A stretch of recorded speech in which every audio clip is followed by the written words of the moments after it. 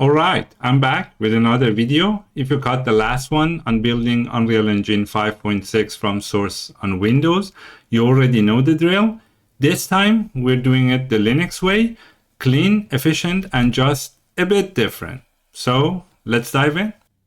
Okay, before we get started, I have to mention there will be a companion article on my website. Everything I mentioned in this video is also in that article for the sake of convenience. Any link, everything that you need, you can access on that article. I'm gonna put it in the description. So the first thing you need in order to build Unreal Engine, of course, are some prerequisites. We already covered those in the Windows tutorial we mentioned earlier. Like if you go to my blog, there is another tutorial for Windows, and we already covered some of these. But for Linux, it's a bit different. Of course, for Unreal Engine, because Unreal has a voracious appetite for space, storage on your disk. So I recommend to have at least 500 gigabytes of space when you are working with Unreal Engine, especially the recent versions. I think on Linux, it takes a bit less space. Probably when I build it with the source code and everything, it's around 200 gigabytes or something. On Windows, it's usually more. But beside that, also you need Git. You have to install it using your package manager. For example, if you are using Ubuntu or Debian, it's usually Aptitude or APT or other distributions. They have their own. For example, mine is emerge. I use the emerge command because it's Portage on Gen 2. So refer to your basically distributions documentation in order to install Git. And beside that, there's also another optional dependency for building Android. If you want to build Android, you need Android Studio, Android SDK, NDK, and Java Development Kit. But of course, if you don't need Android support, you can always skip this part of the tutorial that we are going through later on. But if you want to have access to the source code on GitHub, if you, for example, let me open a private window, the source code lives here, github.com/epicgames/Unreal Engine. You get a error, it says 404, it's not found. So you cannot basically access the repository because you should be part of the Epic Games organization in order to access that. Now, as you can see, I'm not logged in. That's why I cannot access it. If you go to Epic's website, I put the link as I've mentioned here. There are instructions on how to basically make yourself part of the organization and access the source code. I'm not going to go through that, but yeah, I've copied part of the relevant part of that documentation here for you to basically use and access the source code on GitHub. And basically, if I go to github.com, because I'm logged in here, Epic Games/Unreal Engine, you see I have access to the source code because I'm part of the Epic Games organization. But anyways, okay, now basically, once you get access to the repository on GitHub, you can clone the source code. But usually I don't use passwords. So for example, if I come here, I want to, of course, you can just use the download button here, but it takes a long time because Unreal Engine is huge. So that's why we prefer to check it out using Git. But of course, you can use HTTPS to check it out, which means you have to enter your password every time you do a Git operation. Like, for example, if there's an update you want to pull. I prefer SSH logins, which is passwordless login, but you need to generate a pair of keys. So let me open a terminal, bring it to the current window here. Okay. So in order to generate a key, let me back up my old keys, because I do have like a SSH folder inside my user's home directory. If I type pwd, this is the on the file system, this is the home directory for my user. I can even confirm it like echo home. You see, it's just basically I'm already in that folder using pwd, or I print the environment variable home with capital case, all of them, and you can see it's this folder. But anyway, I'm gonna make a backup for you to see how can I do it. So here I can copy this command and paste it here.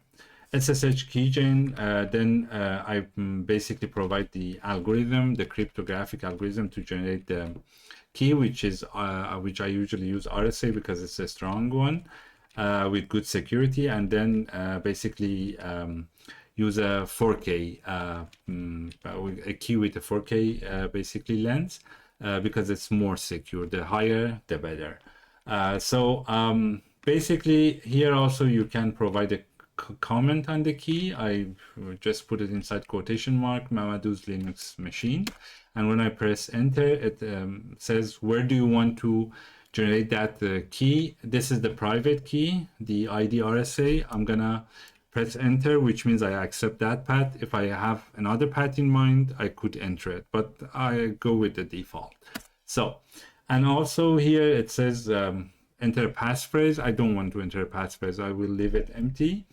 Then it says again, I'm gonna enter, and this is my basically randomly generated key. Of course, you should not share this with anyone because they can reproduce basically your keys. But here I'm doing it for the sake of tutorial, and then I will remove it. But here's my public key, and if I check here, you see inside the SSH folder, I have this public key. Then if I want to add it to GitHub, I can use the cat command to basically print it here. This is the public key. I'm gonna copy this up to here. Oh, sorry. This was the private key, not the public key. I said you have to cat the one with the pub, which means public. You have to share with GitHub the public key. You are not going to share your private key with anyone. So this is the public key. I'm gonna copy it. As you can see, even my comment is there. I'm gonna copy it, then I'm gonna head to GitHub, and here you will go to settings. There's a section called SSH and GPG keys. Here, as you can see, I have other ones because I have other machines I use with GitHub. That's why basically I use different keys. Now, I'm going to create a new SSH key. I'm going to paste it here, and then even I can like put a comment here. I'm going to say a Linux UE tutorial. So later on, I can find it and remove it. But for now, I'm gonna add it. And as you can see here, it says it's never been used. But you see with the other ones, for example, last time I used them, it's just always in the logs, you can see it here. But this one, it says it has read-write access. It was added on this date and it's never been used. But anyway, now we have the key. Basically, we want to clone the GitHub repository. You can go here, copy the basically URL from the SSH key, and then yeah, go to terminal and type git clone, and then I can basically here enter the URL and press enter. It's going to print it, but clone it. So I'm not going to do that. Let's clear this because I have some other things to mention.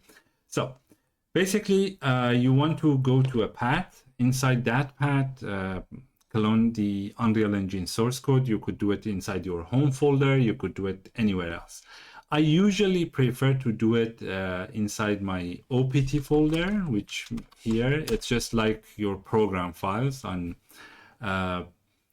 Linux, but with a caveat. The thing is, like, when you install from your package manager, they go somewhere else in Linux inside the /user/bin. For example, the binaries, the configuration go to a /etc folder. Some icons, some files go to documentation, go to a /user/share, for example. It's just it's not like Windows.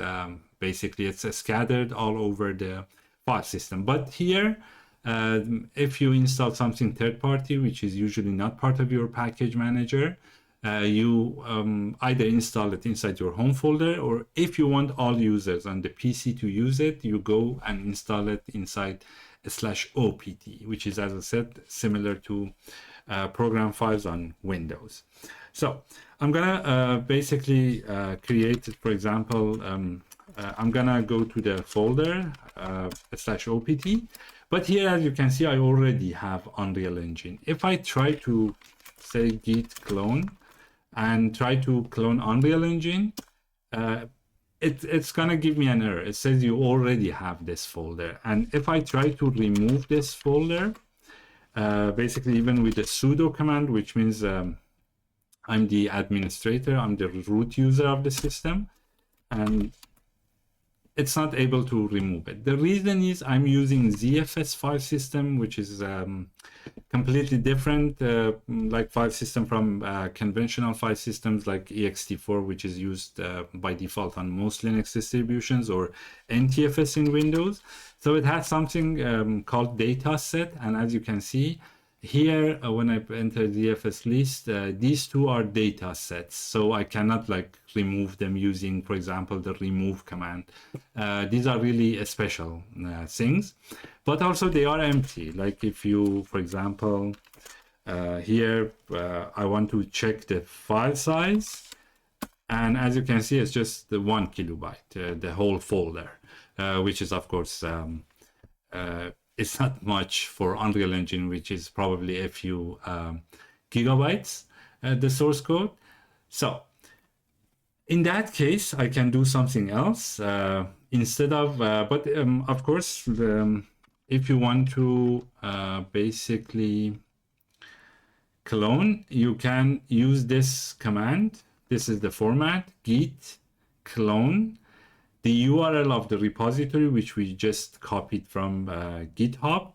And then beside that, you can also provide the branch, which is which branch of the repository. For example, I want to build 5.6. As you can see here, if you go to GitHub, there are many branches here.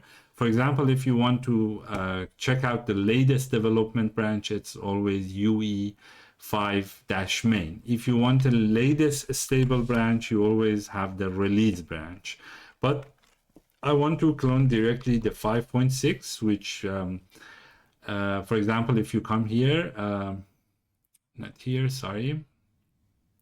It says the last commit was 5 days ago, but when they released the binary version of the engine in the Epic launcher, but it's always like, for example, a week from now or 2 weeks from now, you see a lot of fixes are going to appear in this branch, which you have to wait for a while to get it in binary format from the Epic launcher. So you can always access it from the 5.6 branch. That's why I recommend to always go to, for example, if we go to the 5.6, you see there are newer commits here. And for example, it was released 5.6 5 days ago, but as you can see, 2 days ago there was a new commit, or 3 days ago there was another one. So you can always access the latest source code by checking out this branch, and always use git pull to basically check it out. Then you can also provide a folder name, which by default in this case is the name of the repository, but yeah, I always use that, for example, to provide a different name, but I put it there for you to know it's possible to provide a folder name as well. But anyway, in my case, it's not gonna work. So I'm gonna basically first, because I'm not the owner of this folder, the user root, which is the admin of the system, is the owner. So I have to first make myself the owner of that folder, which I'm gonna do by running this command. Then basically I'm gonna cd here, go to the repository. This is exactly the same as the above command, like git clone, but in a different way, because yeah, I'm not doing it like a normal user. I'm gonna use git init. I'm gonna initialize an empty git repository, and then I'm gonna use this command to basically fetch the origin. It says, do you want to access the, do you trust this server? This IP address is from GitHub. And I say yes, but yeah, basically if the IP address changes for that host, it's gonna let you know. For example, some hacker or someone could sometimes fake GitHub's basically domain name using or like with a different key because you are going to exchange keys with the website. So in that case, Git will know and it's going to block the access for your password or your keys or even the data you exchange to remain safe. So I'm going to type yes. I'm going to accept it because I trust this server. It's going to take a while. So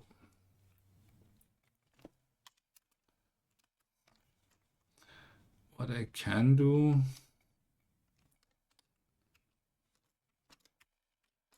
so it will be better because my camera feed is not going to cover this. So it's going to take a while because it's going to basically check out the source code. Then once that is done, I have to check out the 5.6 branch. But as you can see, this is all equivalent to this single command because I already had that folder and I'm using ZFS for good reasons. So that's why I had to go through all this trouble to check out the source code. But it's going to take a while. I'm going to leave it here and then I'm going to come back once that is done.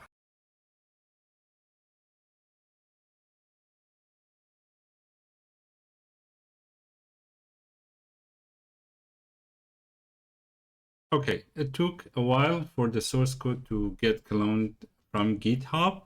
Now I only have to run one command before we continue. And that is this command. Of course, if you did use this command, you don't have to do anything because it will directly clone the branch 5.6. But for me, I have to run this command as well. For some reason, it is not pasting. Which is weird. Let's try one more time. Okay, then I have to type it. Oh, okay, because my caps lock was on, that was the reason. But anyway, let's git check out branch 5.6. And this time it should be quick, so we don't have to wait too much. Now, you can skip this part if you don't need Android support. Also, basically, I did put these links to another tutorial of mine, which is for Windows. We are going to install the Android Studio JDK and run this script, which is the equivalent is set up Android Studio Android.sh on Linux. But I did put it there for anyone who wants to do the graphical installation. You can still do that on Linux as well. But I'm gonna skip that because I would like to use command line for the whole process. Basically, that defeats the purpose of using Linux if I'm going to use the GUI to install all those dependencies. And as you can see now, I'm on branch 5.6 as my terminal shows me. And if I run the ls command, I can see the engine source code the way it is basically on GitHub. If you go back, for example, branch 5.6, and you can see I have the same files exactly here. Even I can run this command to show the hidden files, which usually are prefixed with dot. And as you can see, it's the equivalent of files that we have on GitHub. Now we have to also download the binary dependencies, but before we do that, we have to set up Android basically dependencies.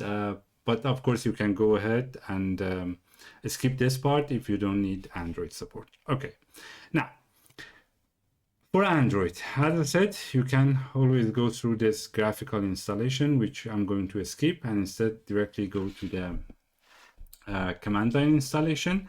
The first thing is I'm using ZSH as my shell, but you might be using, for example, Bash, which is a common basically shell in Linux. Also, there are other ones like CSH and the other ones, but I'm not gonna use those, for example, like Fish or whatever. They usually have like a startup or shell configuration script. For example, for my basically because there's a like a ZSH package manager you could install. For me, it's .zprofile, but it usually also zsh.rc. If we go there, because I already did previously install Android Studio here, I have all these variables already set up. As you can see, it's exactly the equivalent of this. But of course, you have to adjust it based on your need and also the version of the engine that you are going to install. Some of them, for example, use OpenJDK version 17. The other ones use, for example, NDK and from another version, but most recent versions of the engine use this one. For example, 5.5 still uses OpenJDK 17, but 5.6 uses 21. I will tell you how to figure out basically which version they are using. But the thing for you to know is you have to adjust these variables before you put them in there. Of course, you can always change these and reapply them, but we'll see. Anyway, I did put these inside my ZSH profile, basically Z profile file, because I want this to basically persist across reboots. So when I reboot my computer, it's always there. For example, if I type here echo Android $Android home, you should see the value here. Or for example, I could use env grep Java home or Android home also, and I can still see the variable value. That means it's already been set. You can always see all your environment variables using the env command here.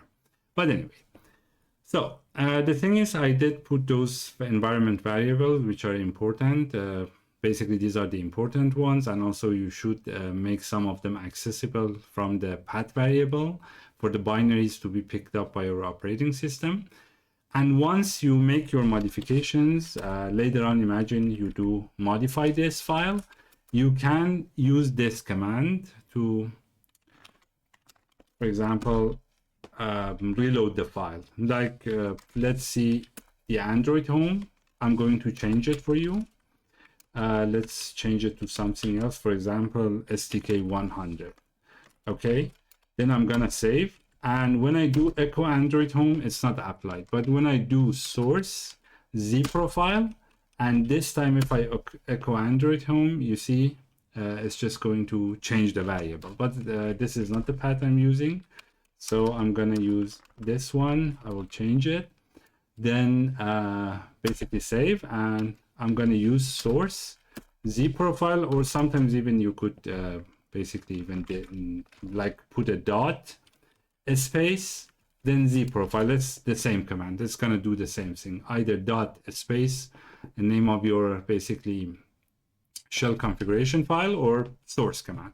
They are the same thing. And also, if you want, basically, if you want the operating system to pick up your binaries, or your shell environment to pick up your binaries, you have to run the rehash command in ZSH. But for Bash, this is not necessary. So that's it. And yeah, also these are the same thing I've mentioned already. But okay, now we did set up our Z profile. Let's create a temporary directory. We are going to create a temporary directory to download some files to. I'm going to use mkdir command, and this -p means create all the folders if they are not already there, like the parent folders. Mkdir -p this folder, then I have to cd there. This is wrong. I have to fix this. I can even do it now. And then, yeah, you can see. Then I'm gonna cd into that folder. Then after that, now it's time to basically download all the dependencies. And also here, if you go basically follow this link for Unreal Engine 5.6, and this is for 5.5. Again, another mistake. Probably I did copy paste. I'm being lazy. But anyway, let's modify that as well. So this is for 5.6, as you can see. And let's see. This is for 5.6, and this other link for 5.5. Yes, it's for 5.5. As you can see, for example, 5.5, the version of the OpenJDK is version 17. But for example, for 5.6, the JDK is 21. And also all these build tools, for example, NDK version or recommended SDK version, these are become important later on. I've already covered these in another tutorial about setting up Android. If you follow this link, basically, you will be able to find the other thing. But anyway, the thing is, as I've mentioned, these are all mentioned in this document, but we will see also you can find these from another place as well. But anyway, now it's time to download them. I'm going to use the ARIA download manager. You could use wget or whatever. You could, for example, type wget, name of the URL of the file that you want to download. But I'm going to use ARIA 2. Basically, the reason is I could do parallel downloads, like in multiple segments in parallel, which is much faster. But anyway, I'm going to paste this command to download JDK. For JDK, basically, this is JDK 21. I can download it from the Oracle website here. Also, in addition to that, you can, for example, download JDK. The latest JDK version 17, which is publicly available, is this one for if you are doing Unreal Engine 5.5. But now we are doing 5.6. That's why I'm downloading this one. But for older JDK versions, if you want the recent version, you should be basically, or this is an Oracle requirement. They require you to log in, but I don't want to log in, create an account on their website. That's why I'm using this GitHub repository. They always provide the latest OpenJDK versions without a download. So you could also download it from here. But anyway, let's go back, or there's another alternative. You could use your, for example, operating systems package manager, which in this case I do. For example, if I list the /opt, this OpenJDK version, even if I do this, you see this is like a symbolic link, which is actually like a shortcut to this directory. This is installed by my operating system. I would like to actually use the one from my operating system because it's always kept up to date, and I don't have to, for example, if there's a security vulnerability, which is very common, by the way, with Java, it's getting updated automatically. So, but anyway, if you want to basically, if you already did download, you can extract it with this command, like sudo tar-x vz, the name of the file, and -c to /opt, which we can try to do, but yeah, I don't want to do that. Maybe, yeah, I can try to do it for you to see it's installed. Then I can see if it's installed here. As you can see, it is here, but I'm gonna delete it because I don't want that to be used. So JDK version, I guess 21. I have to do it as the root user. That's why I need the sudo, otherwise I get permission denied. But anyway, depending on the way you install JDK, the directory is going to be different. For example, I chose to go with this approach. You can go with the other approaches that I put there for you.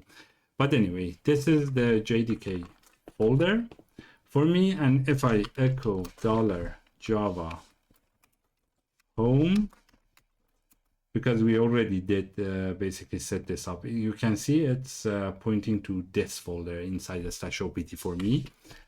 If you remember, it was this file, right? This is from my Z profile. These are the variables that I did set up. But anyway, now, okay, let's imagine we did set up the JDK already. Of course, not imagine because we did it anyways. But now it's time to basically download the Android Studio. So for this, I'm gonna copy this command to download. By the way, it uses and not the recent version of the Android Studio. They use Koala, this version. So I'm going to download it. Of course, they say like a specific even version like .12. But I figured .13 is the latest one, which is patched, so we could get away with it. So yeah, but this is still Koala. But anyway, I'm gonna download this as well. It might take a bit, like 12 seconds to download. And once that is done, Android Studio should be basically installed inside your home folder, like here. Inside my home folder, if I do that, this is my home folder basically, or even I could say ls$home, it's the same thing. So as you can see, basically here, when I download it, I'm gonna copy this command. Probably you don't see that because my video feed is there, but yeah, ls, as you can see, home, or yeah, this one, basically that's the tilde character. But anyway, now I'm gonna what I do, I'm gonna extract this tar xvzf Android Studio whatever -c to home folder. It's gonna take a while. So once that is done, I'm gonna run the ls command. ls home folder, as you can see, it's here. This is the Android Studio, or I can do this even like this. So Android Studio is now installed. And then after we installed Android Studio, now it's time to basically, we can run Android Studio by going to basically this folder. And once you do that, this is script basically, it went to my, can I move it here? Yes. Okay. Basically it went to my first monitor, and here like it says, do you want to send usage statistics to Google? Of course no. I'm gonna say don't send, and it's going to basically run this here, and you can go through the setup, accept like the license, install which components do you need, and basically it's going to even ask for a folder. This is usually the default installation folder inside my home directory, Android with capital. Then by the way, most file systems on Linux are case sensitive, so if not all of them, so this is important even like when you, where you install it, this. So I always use lowercase for the convenience sake. But anyway, I'm gonna cancel this. And also if you install this, basically now if I run this, it's not going to show me that installation wizard anymore. It went to my first monitor, as you can see. But anyway, I can cancel this, and then what I can do, there's a folder. You can always reset the installation if you installed it like with the wrong setting, you want to delete it. You can also remove the Android Studio, Android SDK folder, and also remove this folder, because all the settings are going inside this folder, all the cache and whatever. But anyway, I'm gonna delete this. So what I want to do this time, basically, even if I run the script, you see again, it's going to ask me that question, like do not send. And then, yeah, basically it's going to show me that. So I'm going to rm-rf Android. Okay. Now, I'm going to skip the installations from through the GUI, but I'm going to do it from the command line using this command. The first thing I need to basically acquire to do it from the command line is something called Android command line tools. So again, I'm going to I'm already inside this folder, so I don't have to switch to that folder, but I'm going to install this version. We are going to upgrade it, don't worry. I'm gonna download it. It's already downloaded. Then I'm gonna unzip it. Like I'm gonna type unzip, command line, whatever. And then it's now here. You can see it's inside this folder. Then what am I gonna do? Now I have to create the basically Android home. For me, as you can see, this Android home is inside OPT. As you remember, the installer were basically creating it inside the /home/Mamadou/Android/SDK like this. This is the default folder. I'm not gonna use the default folder. I'm using basically because I want to install it for all users, not just for me. I'm gonna do it inside OPT. So that's why I'm gonna say run this command, but of course I'm gonna get an error because it says you don't have permission. So that's why I have to run it with sudo as the root user. Then it's gonna ask for password. And now if I /opt, you see there's a empty Android folder there, probably with SDK. You know why?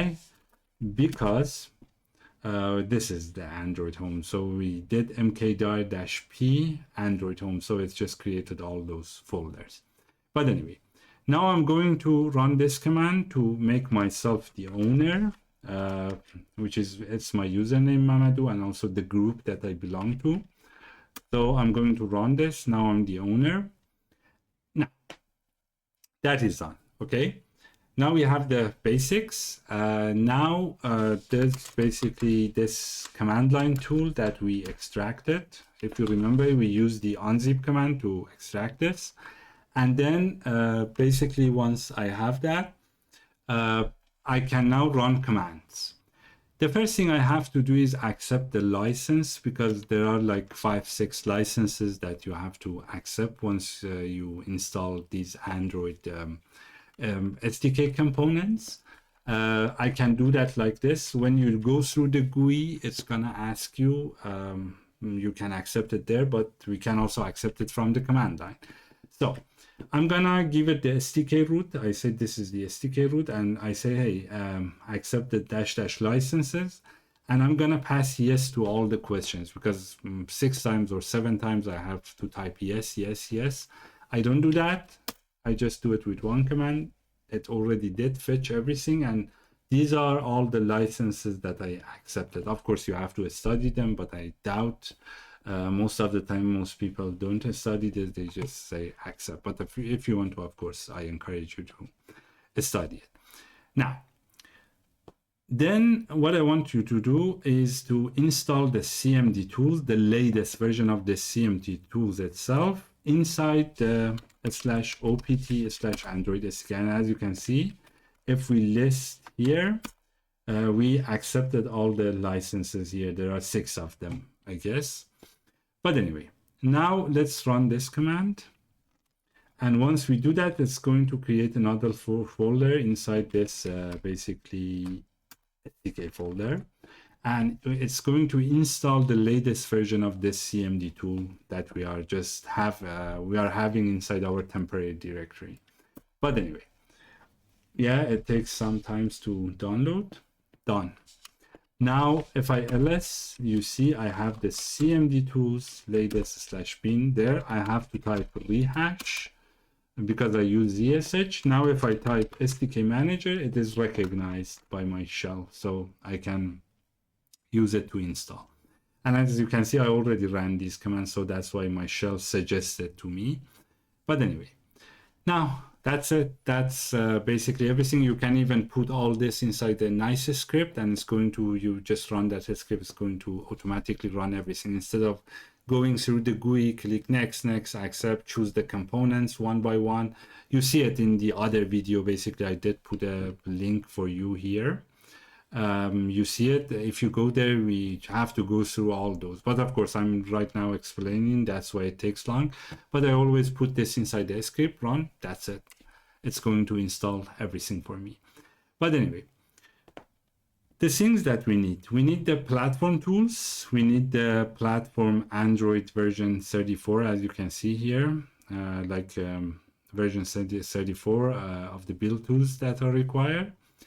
Then basically CMake, you can probably skip this one because you don't need CMake really. It's for building the engine binary dependencies, and also this NDK version. But anyway, we are going to install this CMake as well. I will tell you in a bit why. Yeah, let's run it. It's gonna take a bit, probably less than a minute or so to download everything. Now it's downloading Android NDK. And it's going to unzip. So it's gonna take a while.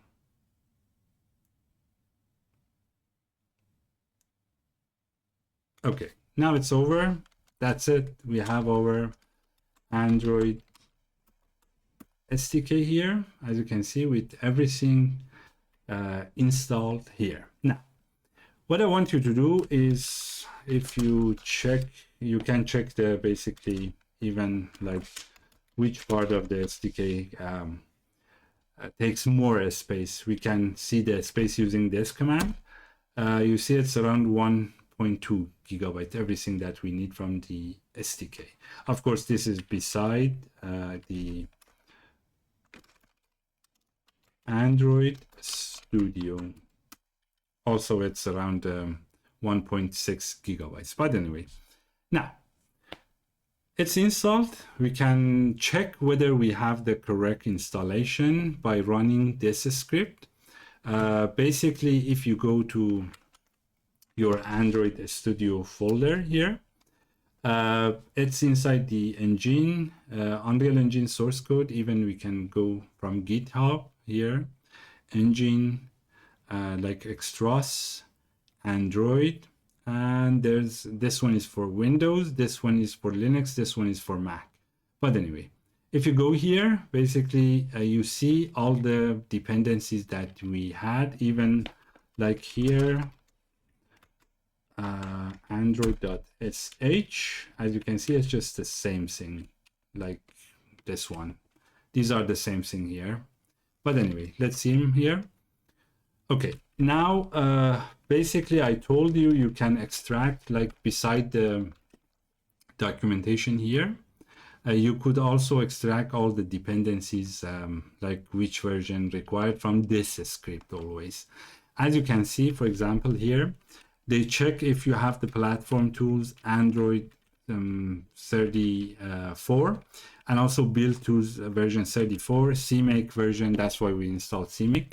NDK version. Also, in addition to that, they always hard-coded the Android Studio path to your home folder. That's why we did install it inside the home folder. But for the other one, for example, a Studio SDK path, they check if you have it. If you don't have it, they set it to the default path suggested by the installer when we ran the installer from Android Studio, the graphical one. And yeah, if there's basically these are not set, they are going to give you an error. Let's run it. Even they check for Java Home, other things like that. But anyway, let's let me fix this. Okay. Let's run this script. If you want to ensure basically we have a healthy installation, we see the inside this folder, then we are going to run this command. And once it's done, it runs, it says success. If you have an error, it's going to show you an error here, but there is no error. Everything is set up correctly, and I believe we are good to go. And as I mentioned, if you are going to change everything, please change these here as well. So as you can see, for example, for Android Studio SDK path, I just set it to Android Home because they are essentially the same path. For some of them, or for example, for this NDK root, I use the value of the other one. But of course, you could always check these values and adjust them to your own needs. But that's basically what you require. But anyway, okay, now it's time to build the engine itself. Now, before we still start the build process of the engine, we have to download some binary dependencies, including the Epic native toolchain and some dependencies which they call them Git dependencies. I've already mentioned those here. Then you have to run this setup.sh script, which if you go to cd/opt/Unreal Engine, which is the source folder, I'm going to run this setup.sh script, and it's going to take a while again to download basically all the dependency. It was important to set up the Android, if you need Android support, before running this script. Otherwise, it's not going to pick it up. It says it's keeping or excluding a platform Android. But anyway, here if I run the setup.sh, it's going to, you see, it's gonna download the many files, and then it's going to download also the Epic native toolchain and extract it. If it fails to basically, if you fail to extract this Epic native toolchain, again, it's going to give you an error, unknown platform Linux or something like that. But anyway, before we start the build, even before we are able to generate the project files, we have to wait for this to download. So I'm going to leave this for now until it's fully downloaded, and then I will be back once this is downloaded.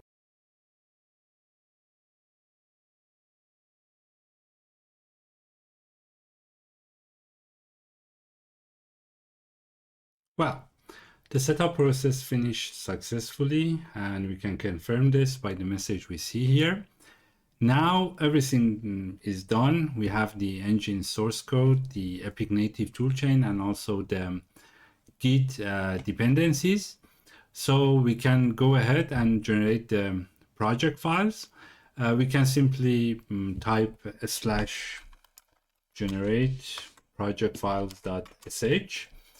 And then it's going to generate all the project files that is required for us to build. But of course, if you run this command, it's going to generate project files for CMake, Qt Creator, I don't know, all kind of IDEs on Linux. I don't need that. I want to only use make and build from the command line. That's why you can just add this basically a parameter in front of it and say -make file, and that's it. It's going to only generate the make file for GNU make, and you can use that to build the engine from source. So that is enough for me. That's why I'm gonna run this, and if there is an error, we are going to see what's going on, and if it's going to succeed, then we can proceed to the next step. And in the next step, we only have to basically, invoke the make command, and then we are going to build the engine in the development profile. But of course, you can always give a basically parameter to make, like which target you are going to build. For example, Unreal Editor, if I need to even build that Unreal Editor for Linux, the debug the debug game profile, I can provide it, or even debug or release or whatever. But by default, we do usually development. And if you need to step through the editor code without building the editor in debug mode, you can use the debug game profile. These are not related to this tutorial. Basically, that's just something I want to mention for people who are interested into navigating that area. But anyway, this is done. It also succeeded. Now we can basically use the make command to just start the build process. Also, if you want to build something other than the editor, for example, because Unreal Engine provides plenty of other binary files, let's say I want to build this binary file, this project, I'm gonna basically pass the name of it like ShaderCompileWorker or something else. But anyway, and as you can see, the build process has been started. It's going to take a while for this to finish. And then also, as you can see, my memory usage and also the CPU usage is going up. Like I have 128 gigabytes of memory and it's also almost full. But anyway, we will see when it's gonna be finished, but probably it's gonna show me some errors. I will mention that. Basically, we will mention it in this section. But before that, if you want to clean the build, something goes wrong, or you want to start from scratch, you can pass this to the make, like args-clean. It's going to clean up all binaries. Of course, there is another way. You could just use git, but this is a really destructive command. You should be careful. I did put a warning for you here and here. Basically, it's going to clean up everything like you just cloned a fresh copy of Unreal Engine. Then if you do that, you have to run again all this these steps like setup.sh, then generate project files.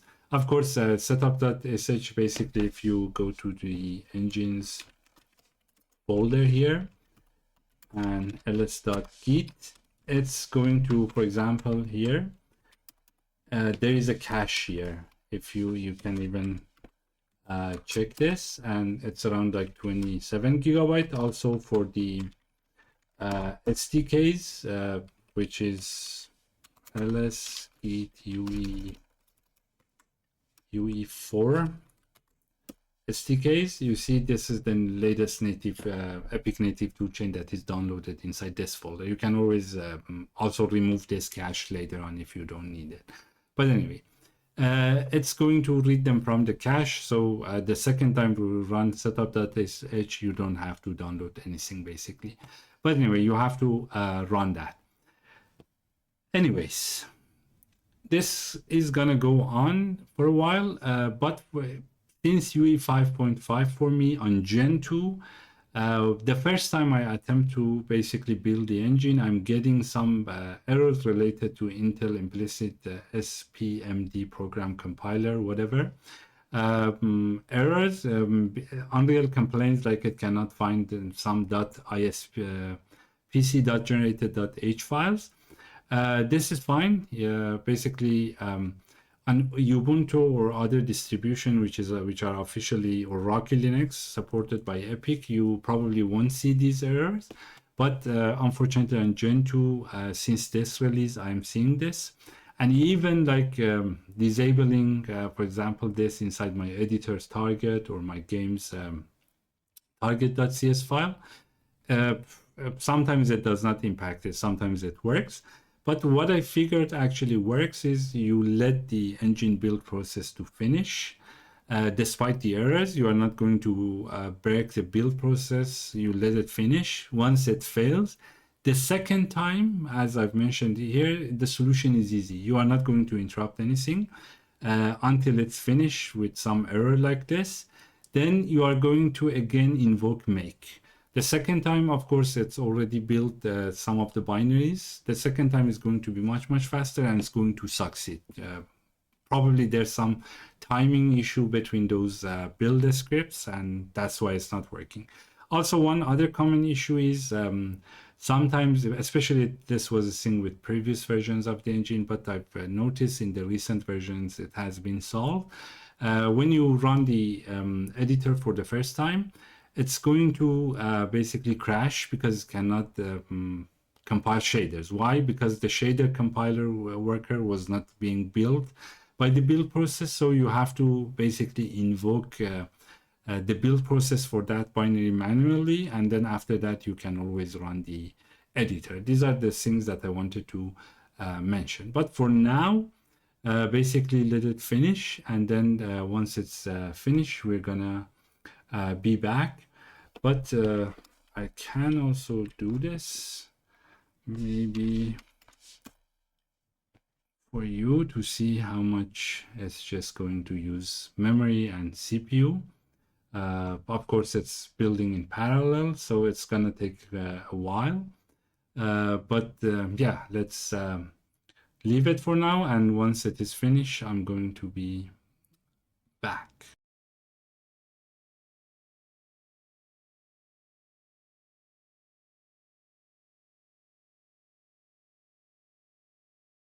Well, as anticipated, the Unreal Engine build process has failed because of the Intel compiler issue that we mentioned earlier. And if we go back all the way, I don't know, maybe I use keyboard for faster navigation. Yes.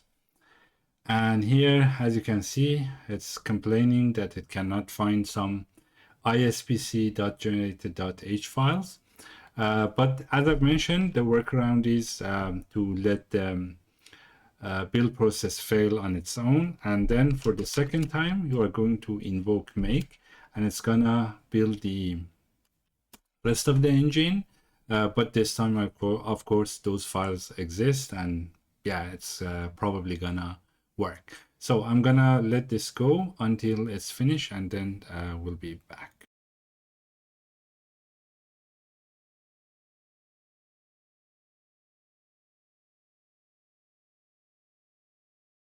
So far, so good. Our engine's build process has finished successfully. I've noticed I recorded part of the tutorial without audio. That's why I'm re-recording this part of the video. That's why you see I already ran the engine one time, and then after a while I realized the audio is muted, so that's why I'm going to reshoot this part of the video. But anyway, as you can see, the engine's build process has finished successfully, and now it's time to run the engine using this command, as you can see. Then let's go all the way to the end. Because in i3WM, which is my window manager here, I forced the Unreal Engine to always open in Workspace 4. I'm gonna move this terminal window to Workspace 4 for you to see what happens here. I'm gonna run the engine using engine binaries, Linux, and then Unreal Editor, and then press enter. So it's gonna output a lot of logs, and then the splash screen for Unreal Editor is gonna appear. Around 30% or 40% of the loading stage, it's gonna build a lot of shaders, but unfortunately you've missed it. Because, or fortunately, maybe you don't have to basically wait, and I don't have to interrupt the video. It takes like maybe 15 to 20 minutes to build all those shaders. Of course, it could take an hour depending on your hardware. Then this window will appear. As you can see, I already even created a project. Then basically this window appears, and this is the Unreal Project browser where you can open recent projects, or you can just create a new one using these templates here. I'm gonna basically create a virtual reality project, and I'm going to create it inside this project, which is the font is really small. Maybe you have trouble seeing it. It's because I'm using a high DPI monitor, and we have to actually adjust the engine for the better visibility. Then it's going to name this my project 2, but I'm going to open the previous project. Or maybe let's create a new one. We don't want to, because I did change some settings. So I'm gonna call this my project 2. I'm fine with that, and we can create a blueprint or a C++ one. Just let's stick to blueprint. But we are going to create virtual reality. This one is purely blueprint. It was for the blank project or any some of the other ones that you could choose blueprint or C++. But anyway, let's create a new project, and let's say create project. Again, the engine closes and it's gonna relaunch. And again, here you have to compile a few thousand more shaders. But of course, fortunately, I did it already once. So yeah, we don't have to wait anymore. Then now, basically the engines window appear again. It just shows me a dialog. It says, do you want to manage the plugins or whatever? Then another one there, it says update the project file. because it was on my first monitor, you cannot see it. And yeah, with i3, sometimes it's an Unreal Engine. This combination together is sometimes annoying because you cannot move those little pop-ups into another monitor. But anyway, and it's going to grab your mice. You cannot even move it until it closes. Then basically I'm going to close this, and I'm gonna move this one again to window 2 because I want to have my editor's window full screen. Let's go to editor and then basically project settings. And again, you missed that because whenever I basically open this editor window, it's just going to shrink the editor size and opens another tab beside that because I'm using a tiling window manager, as I've mentioned. So in order to fix this, we have to go to editor preferences, and then there you have to for this one, it says asset editor open location. You will choose main window. That's from now on, it will always open in the main window rather than it's going to open a new tab, which is annoying with i3. Of course, if you are using KDE, GNOME, or another basically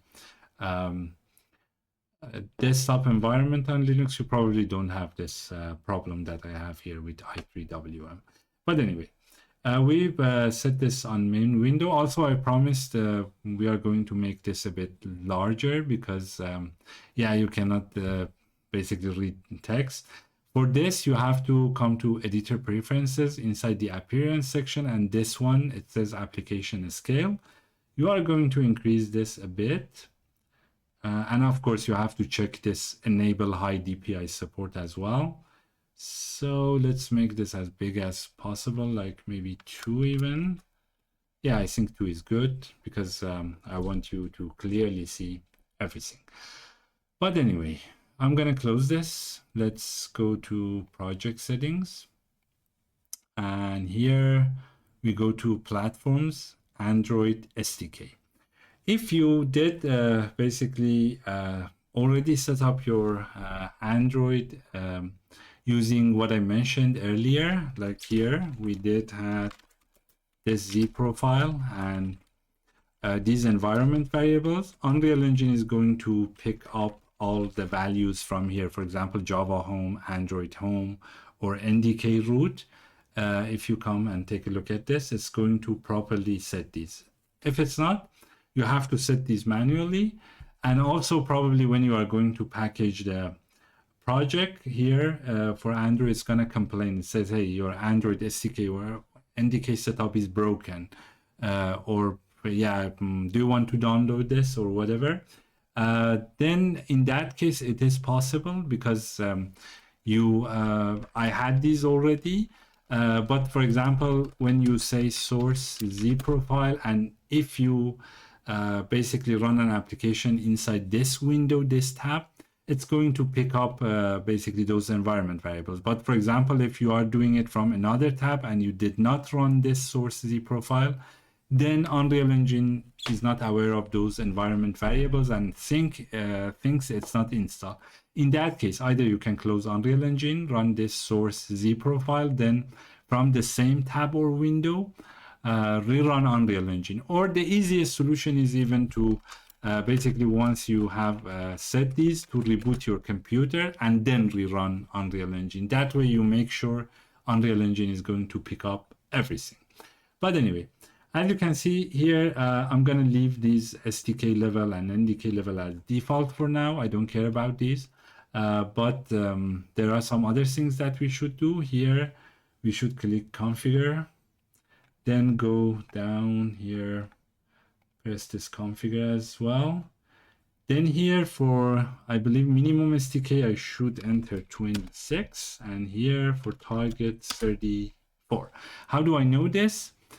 If you remember here inside the documentation link, it was here, I believe. It says, yes, minimum install SDK is 26, then the target and recommended will be 34. That's why I have to basically select this. Then here, I'm going to go to platforms, Android. Then I'm gonna package the project, and I'm gonna do it here. You see, I already did all this, but now I have to re-record them because I forgot to have my audio recorded. Then I'm gonna say build Android, for example. I'm gonna create this folder, then I'm gonna choose this as the folder I'm going to build in. Again, that pop-up window opened in my first monitor. I cannot move it here, but I'm gonna click on show output log so you can see it here. But also, or maybe I can even come to window, and from here open the output log. I'm gonna drag it here for you to see it better.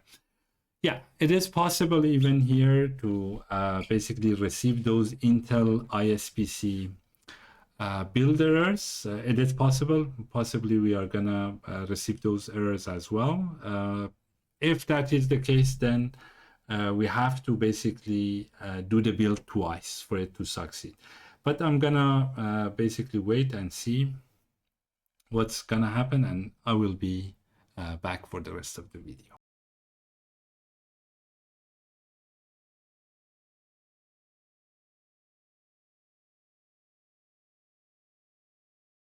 Okay, as we expected, basically the engine's build process has failed because of the same errors that we saw earlier for the editor itself, and it was not able to find this ISPC generated.h file. But no worries, we are going to do the build process again. We say package project, and then again we are going to choose the same folder, and we are going to redo the build.